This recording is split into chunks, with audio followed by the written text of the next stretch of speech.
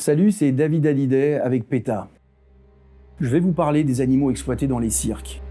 Le public est de plus en plus au fait de la violence et la souffrance qui ont lieu derrière les rideaux, et il n'y voit plus rien de divertissant.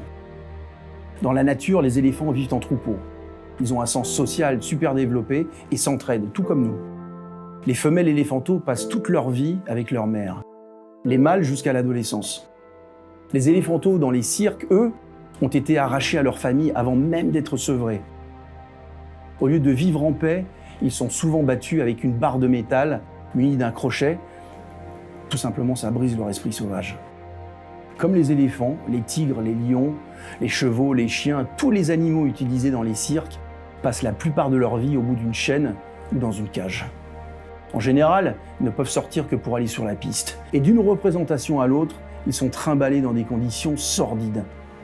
Les dompteurs utilisent des fouets, des chaînes et d'autres outils atroces pour forcer les animaux à exécuter les numéros. En Chine, par exemple, les oursons sont attachés ou enchaînés ensemble à un mur et ils sont forcés à rester debout, parfois pendant des heures, afin de les dresser à marcher sur leurs pattes arrière. S'ils n'arrivent pas à tenir tout seuls, ils risquent tout simplement de s'étrangler, de se pendre eux-mêmes. Ces méthodes sont les mêmes partout dans le monde. Dans les cirques, les animaux n'ont pas le choix. Ils doivent obéir. Beaucoup tombent malades et souvent n'ont pas de soins vétérinaires. Certains montrent même des signes de dépression et développent un comportement névrotique pour compenser le stress, normal. On voit souvent des animaux de cirque dans leur cage avoir d'autres symptômes reconnus de souffrance psychologique. Dans n'importe quel cirque, l'animal peut se rebeller contre le dresseur et devenir un danger, mais même pour le public. Personnellement, je ne crois pas que les animaux aient envie de faire du vélo, sauter à travers des cerceaux ou tenir en équilibre sur des ballons. Ça m'étonnerait. La vérité est que les animaux exécutent des numéros parce qu'ils n'ont pas le choix.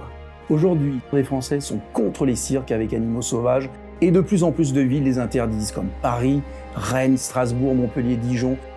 Et la liste s'allonge comme celle de la vingtaine de pays de l'Union européenne qui ont déjà totalement interdit l'exploitation de ces animaux. Alors rejoignez-moi en demandant la fin de l'emprisonnement des animaux sauvages des cirques. Pour plus d'infos, petafrance.com/cirque. Merci.